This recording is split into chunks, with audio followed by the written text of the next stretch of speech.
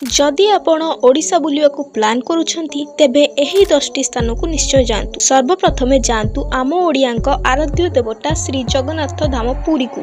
एहा पर जांतु विश्व प्रसिद्ध कोणार्क सूर्य मंदिर।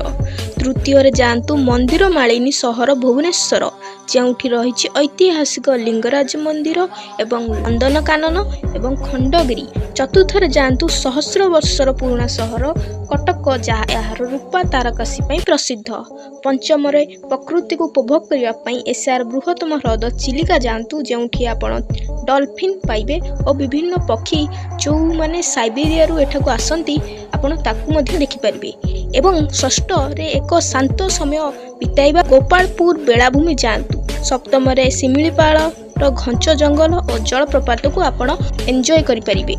एवं अष्टम रे भितरकनिका जेउठी आपण देखि परिबे विशाल काय कुंभीर और पूरा जंगल।